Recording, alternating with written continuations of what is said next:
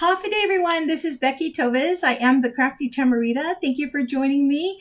Whether you're watching me live or you're watching me on the replay, as always, I appreciate the fact that you're carving some time out of your busy schedules to be with me.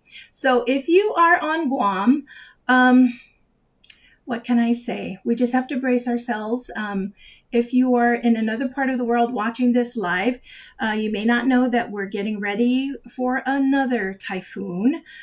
This typhoon, they expect it to be a pretty bad one. So everybody is in the middle of preparing their houses and everything else to get ready for the storm, which may go up to a Category 5. So we're just hoping and praying that by some miracle, it veers away from not only our islands, but the other islands in the Micronesia, because we are still recovering from the last typhoon several months ago. So anyway, I wanted to share before we began that, instead of preparing for the typhoon, I spent the last few hours with some of my team members playing with the new Stampin' Up! Product. So we can't wait to show you what we created, because we're just having so much fun with it. Okay, so today I'm going to be sharing with you a technique that you can use for any of your cards. It's not directed to any one product.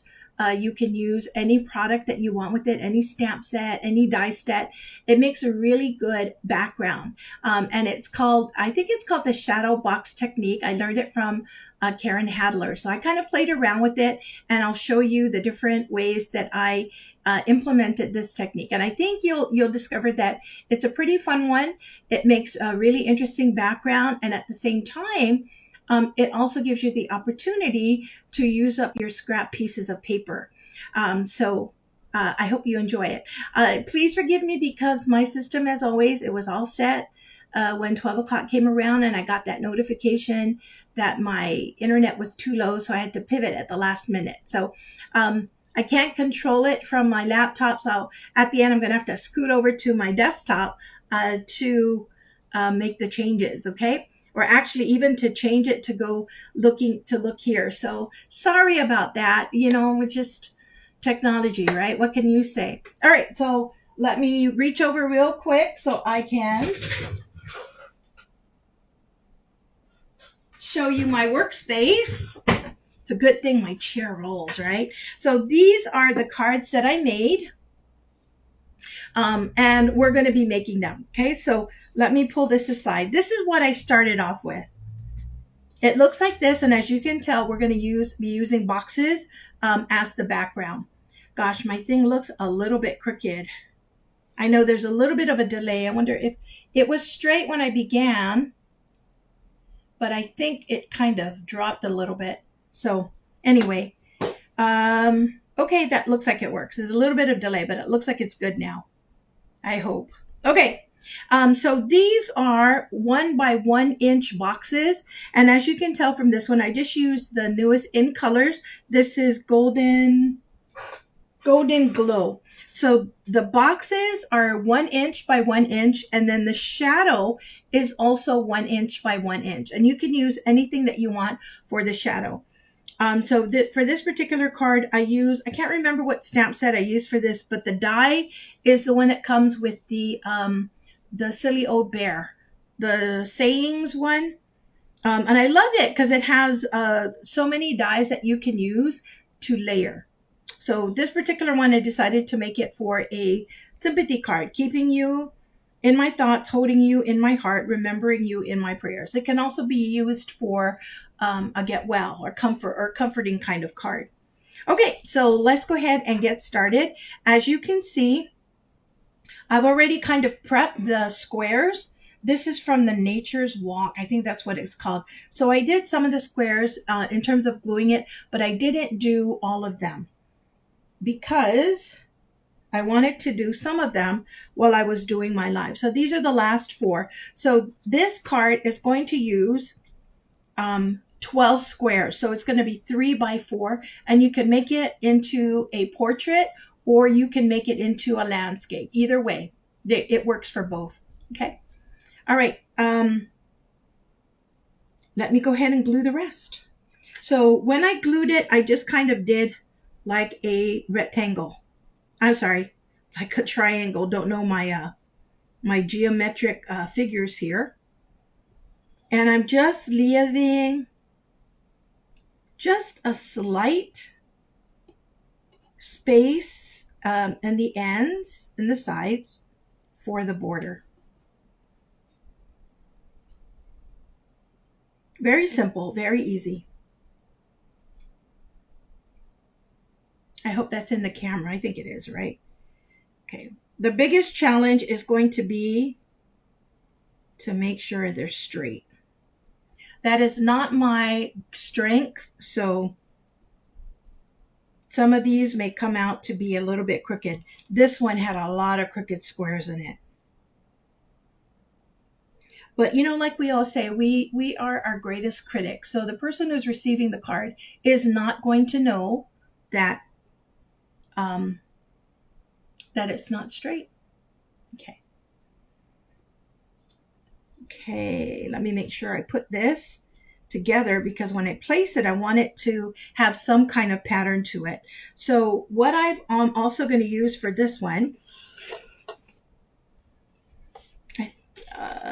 okay, is that what I wanted to do? I think I forgot to grab a piece. I wanted to have this. Okay, what am I doing? I think I'm missing a piece here of a card. Okay, I am. So let me grab a white piece of front card. Thank goodness I have some that I keep already prepped, ready to go. You can use any color that you want. Okay, so what I'm going to do, and let me tell you what I did first in the beginning. So when I first did this, I thought, okay, I'm just going to work from the edges and make the borders kind of similar, right? So they're kind of spread out. And then I decided I don't like it like that. I like it a little bit closer. So that's what I'm going to do with this card. And because I can't for the life of me make things straight, I'm going to use my T-square. But before I start gluing things down, remember what is a good practice is always to kind of lay it out so that you make sure that it goes where you want it to go. Okay, so I'm just going to put that here, here, here, here. And since this one is, I'm going to put that here, just follow. And then this is going to be the blue.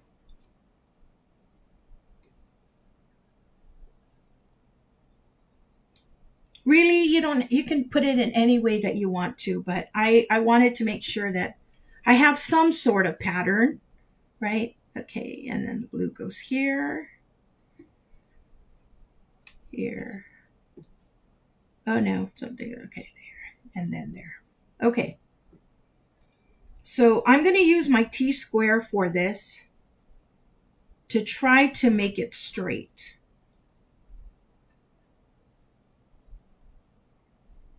And I want a little bit more of a border, so I'm going to go here.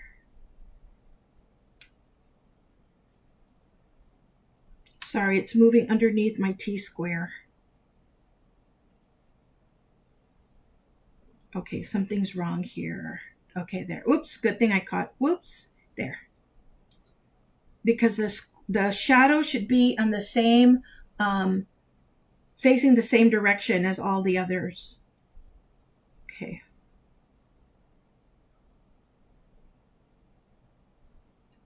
Okay, I think that's going to work. Sorry, the gluing is going to be the hardest part.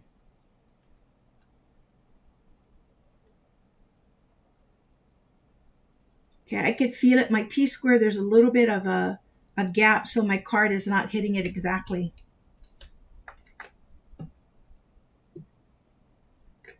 And I recommend that if you do this, use the Tombow glue so that you have time to adjust. You can make changes, because if you use the tape runner, you won't have time.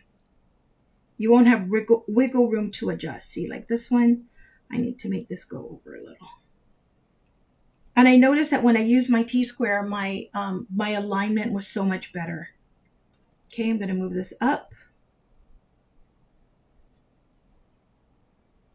And I'm going to glue these pieces. Like I said, you can use whatever you want. So it doesn't even have to be designer series paper. In one of the cards that I'm going to show you, I embossed an image before I cut it out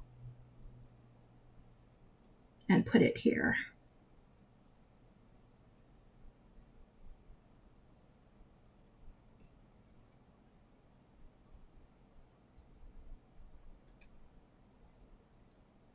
I know I'm working really hard to make sure it's straight, but in the end, the only one who's going to really worry about it is me. Okay. I know some people said that if you start in the corners, you have a better chance of making it straight, but that hasn't really been working for me, so I'm just going to do it the way I am used to doing it.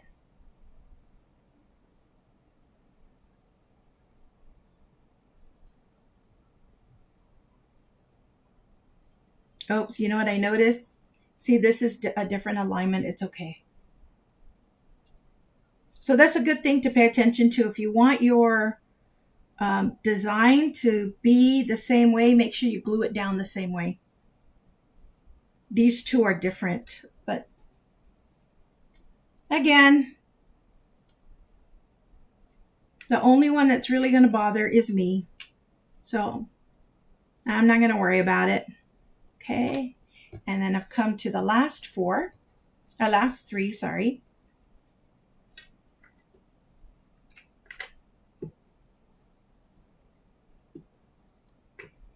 Have you guys had a chance to look at the July online exclusives?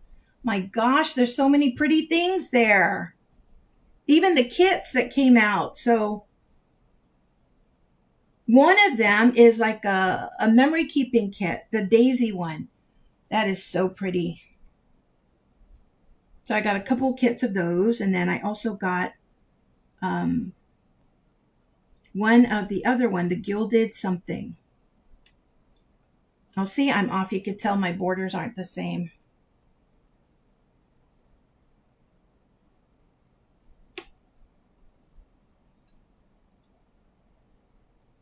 Here you go. And then I've got this down. There you go. Nice, right? So pretty. Okay, so this is 4 by 5 1/4, and this is a little bit over 4 by 5 1/4. Just a smidgen over. I could tell you the actual dimensions, but I don't remember. I just remember I make it go a smidgen over. So smidgen is probably 1/8. It's probably 1/8. And I'm going to go ahead and put this down.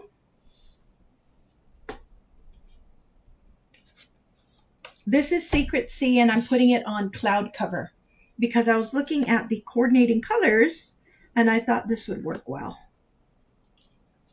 Plus, I really like Secret Sea. It's such a nicer, softer color compared to black. There you go. Okay, and then I pre-cut my circles that I'm going to use on top. And I'm going to use the saying, as you grieve, may your memories comfort you, your faith comfort your, you know what? Let me just stamp it. It's so hard to read it from the photopolymer stamp. Hello, Becky. It's easier if you stamp it and read it from that. Duh.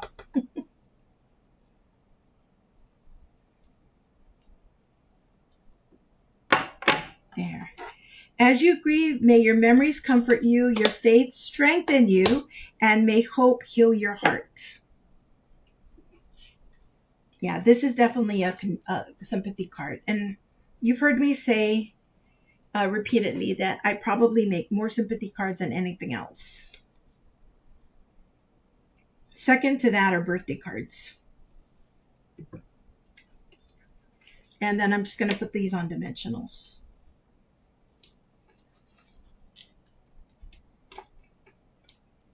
And you'll discover that when you do this technique, all you really need is the sentiment. Hi, Train. Thanks for joining me. And thanks for joining me earlier. We made quite a few discoveries when we were playing around with our Stampin' Up! Products. That's one of the things I really love and appreciate when we get together to craft is we share ideas and we share tips and techniques. So I can either make this go as a landscape card or a portrait. And I think I'm going to make it go landscape because a lot of my cards tend to be portrait. So I'm trying to deviate from that or just, balance it out. Okay, let me just burnish this. And it's done. So all it needs is some embellishment and it's ready to go, right? Okay.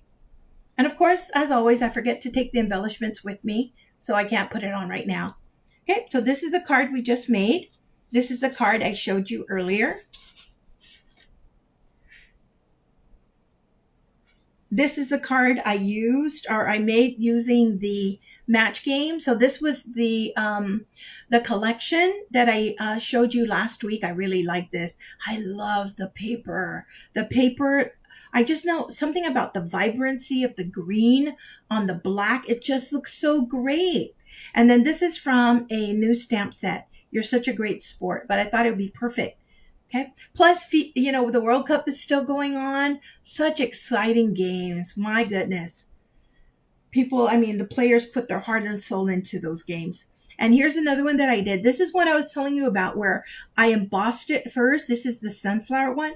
This is the giant sunflower die. And then I cut it into the squares, making sure that when I put it together in the order that it should go in. See, this one's a little crooked. There's no way I can fix that now. Okay. You make the world a better place. So between that and this and this and this, I think you can see the possibilities, right? This is such a great technique for making whatever card that you want to make. Okay. That's it for now. Very quick video, but I just wanted to share this technique with you because I fell in love with it when I started playing with it. All right, I'll see you guys next week. I'm crossing my fingers. That all depends on how the typhoon affects our island and affects our power system. But in the meantime, everyone, please just stay safe out there. Be patient. Everyone's out on the road and going to all the hardware stores to get the things that they need to prepare for. Take care, and I'll see you hopefully next week. And happy 4th of July, everyone.